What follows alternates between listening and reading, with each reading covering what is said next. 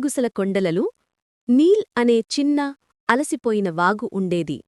సంవత్సరాలు గడిచే కొద్దీ రాళ్లపై దాని ప్రవాహం సన్నని గీతలా మారిపోయింది. దాని చుట్టూ ఉన్న మొక్కలు వాడిపోసాగాయి. జ్ఞాన అనే వృద్ధ సహనంగల గుడ్లగూబ ఆ వాగు చుట్టూ ఉన్న జీవం వాడిపోవడాన్ని చూడలేకపోయింది.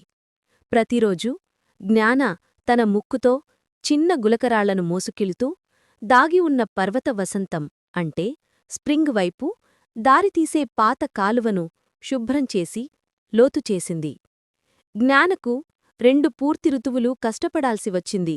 కాని చివరికి వసంతపు చల్లటి నీరు నీల్ను చేరుకుంది. వాగు ఉప్పొంగింది మరియు ఎక్కడైతే ధూళిముందో అక్కడ కొన్ని వారాల్లో ఆకుపచ్చని ఫెర్నులు, రంగురంగుల పువ్వులు మరియు బంగారు నాచు పెరగడం ప్రారంభించాయి. జ్ఞాన ఎత్తైన ఆరోగ్యకరమైన పైన్ చెట్టుపై కూర్చుని ఆ జీవం నిండిన వాగు చేసే మధురమైన పాటను వింటూ ఎంతో సంతోషించేది. అప్పుడు మనుషుల నుండి లోహపు శబ్దాలు వచ్చాయి. వారు ఆ పచ్చని ప్రాంతాన్ని చూసి వసంతపు నీరు ఎంత బలంగా ఉందో గ్రహించిన అన్వేషకులు, ఈ నీరు ఇక నుండి మాదే అని వారు నాయకుడు ప్రకటించాడు. వారు యంత్రాలను తీసుకువచ్చి జ్ఞాన నిర్మించిన చిన్న కాలువను పట్టించుకోకుండా మొత్తం వసంతాన్ని ఒక పెద్ద ట్యాంకులోకి మళ్లించారు.